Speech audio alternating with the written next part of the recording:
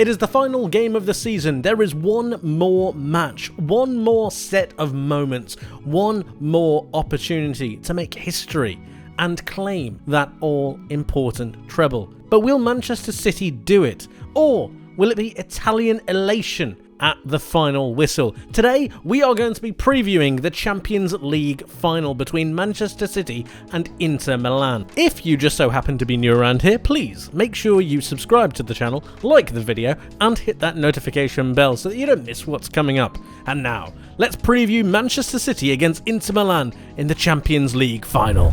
Here we have the teams. We have Manchester City on the left and we have Inter Milan on the right. Champions League final time. We're going to be going through the lineups first of all, and then we're going to be talking about where both sides are going to be able to find the most joy in the match, and then finally talking about our predictions for how this game will play out. We have Ederson in goal for Manchester City. We have Ake, Diaz, Stones and Walker. Ake becoming a real centrepiece in this Manchester City defence, especially when he moves round into centre-back. Rodri is the main central defensive midfielder, with Gundogan and Kevin De Bruyne following up. We have Bernardo Silva out on this right and Jack Grealish on this left. Erling Haaland is your main striker. As for Inter Milan, we have Onana, a back three of Darmian, Acerbi and Bastoni, a midfield three in front of that of Barella, Çalhanoğlu and Brozovic. DiMarco and Dumfries are your two wing-backs, with Edin Dzeko and Lautaro Martinez out in front. One thing to mention, when we talk about Manchester City going forwards in possession, we know that John Stones then comes into midfield. The centre defenders moves across, as does the left back. Walker comes inside as well, and they create a back three, essentially creating something like this, which move them over and they create a back three, allowing the midfield pivots of Rodri and Stones to work with De Bruyne and Gundogan, creating that box that we know. How will Manchester City go forward? Well, we know that Jack Grealish will want to come out wide, as will Bernardo Silva, really stretching that Inter Milan defence, making sure that DiMarco is going to be pulled out, as well as Dumfries. This is going to give more space for Gundogan and De Bruyne. However, I think Inter Milan will have looked ahead at this, and they've pivoted Brozovic and Barella in these two central mid positions. They are very high energy, high work rate players, which means that they're going to be able to get all about these centre areas of the pitch, allowing the likes of Darmian to drop a little bit deeper, as well as Bastoni to focus on the physical presence that is Erling Haaland once they get into the box. Çalhanoğlu is going to be dropping a little bit deeper as well, and it's going to be on the likes of Edin Dzeko quite a lot, and Martinez, to make sure that they're able to press the likes of Rodri and Stones. They don't want to be pressing too much though, because of the passing capabilities of Manchester City. But how will they set up and how will it start to go forwards? Let's have a look. It should look something like this. Here we have the Manchester City attacking phase of play. We have the back three here, just making sure that there aren't any counterattacks to be labelled against them. We have Stones and Rodri making those two pivot positions their own. De Bruyne and Gundogan are going to be picking up those pockets of space that I've talked about just in front of the two central midfielders. Silva is going to be pulling out to the right hand side, Grealish is pulling out to the left. This gives space in between the lines for the likes of Gundogan to move forwards, as the same for Kevin De Bruyne. Brozovic is going to have a lot on his hands, as will Barella. They will need to be following those runs backwards, and if they don't, it's going to mean that overloads are going to be created on either side. Erling Haaland is going to be making himself a nuisance, always in and around this area of the box, specifically within the width of the penalty box, and specifically in the width of the two goalposts. This means that he's able to get a bit closer to goal, and he's also going to be man-marked by either Acerbi or one of the two other centre-backs. Obviously, Inter Milan are playing a back three, and it means that Barella and Brozovic are just going to be released that little bit more to push up onto Kevin De Bruyne and Gundogan.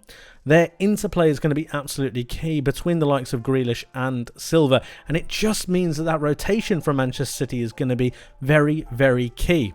Now, I don't actually expect Man City to blow Inter Milan away because of the way that Inter Milan like to defend. They've generally tended to get a little bit better at defending later on into the season. And Rodri and Stones, while they're going to have a lot of the ball, I do think that Inter Milan are going to be quite comfortable. However, later on into the game, I can see Gundogan start to make those late-lying runs. And really, if Haaland is able to pin himself onto Darmian, I do think it's going to be a very, very dangerous and difficult night for the likes of Inter Milan. Kevin De Bruyne playing these crosses round to the back post for Haaland to really pin himself on Darmian is going to be one of the main instances they're going to look towards to really try to hurt Inter Milan. Again, you can say the vice versa for Bastoni. However, I don't think he's going to get anywhere near as much joy as he would as if he pivoted on to the former Manchester United defender. Jack Grealish is going to have his work cut out against Denzel Dumfries, as will Bernardo Silva against DiMarco. These two players for Inter Milan have been very, very good, especially defensively. I've been very, very interested in the way that Dumfries likes to spin across as well, but we'll get onto Inter Milan in an attacking phase in just a little bit. DiMarco has also got a lot of stamina. Can they hold out against Manchester City with this defensive play for the extended period of time that I expect Man City to have the ball? I'm not so sure. I expect something around 70% possession, especially during the first, as I'd say, around about 45 minutes of the game. Rodri and Stones are going to be absolutely pivotal in this. Zekko is going to need to pin himself onto Rodri and Martinez onto Stones, but then you've got the back three who are also continuously able to shuffle the ball round. And this is almost the pressurising effect that Manchester City really have on their teams that they play against. Çalhanoğlu is going to be the real free play, and it's going to be interesting to see whether he's able to push forwards and really try to dictate some of this space, or whether he's sucked back into the penalty area or just outside it because of the pressure that Gundogan and De Bruyne are making with their runs. Remember, they won't be static. They'll be interchanging and making sure that it's as difficult as possible for these Inter Milan defenders to follow them. Will Man City get a goal? I do believe they will. Haaland is essentially made for those big occasions, and as I said, moving on to Darmian is going to be a very, very dangerous thing indeed. Kevin De Bruyne really lives for these moments as well, and I expect it to be something of a cross either from De Bruyne, a late run from Gundogan, or even perhaps a shot from outside of the box when Manchester City are just taking their luck. If we think back to the FA Cup final, it really was Gundogan who came up with the real quality. From outside of the box, two fantastic finishes, and it meant that Man City were just able to break a team down without having to play intricate, precise passing. I expect something similar to happen, especially with the defensive way that Inter Milan are going to set up. But they're going to be wanting to go forwards. Inter Milan are going to want to win this game. And when they do, they're going to need to take their chances in the transition. And it will look something like this. Now, when we have a look at Inter Milan in their transition, there are a couple of areas I think they really need to look towards.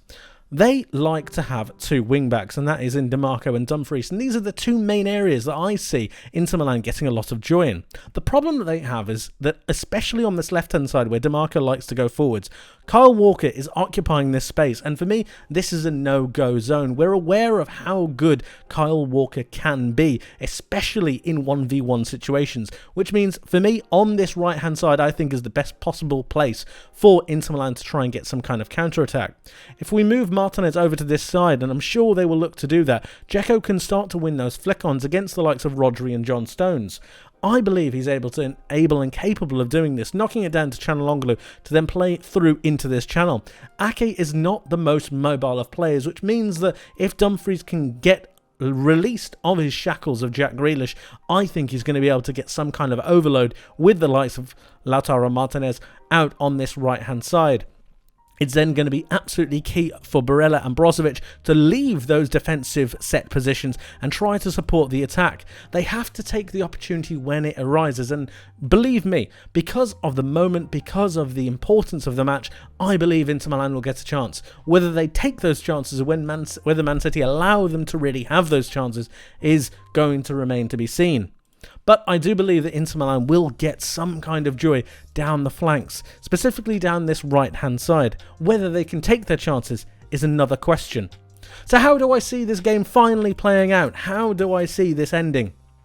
I think I've got to be honest and say that the power positions of Rodri and Stones further up the pitch, the real star quality of Erling Haaland, and obviously the undeniable assets that Kevin De Bruyne possesses, means that this Manchester City team is just too good to be stopped. And even though I do believe that Inter Milan have the defensive capability to really stop a lot of teams from going forwards, and even when they do have the counter-attacking threats themselves, I just think it's going to be a little bit too much for them. I see something along the lines of a 3-1 Manchester City win. I think the first goal is going to be absolutely key, and if Inter Milan were to get it, perhaps the scoreline could change.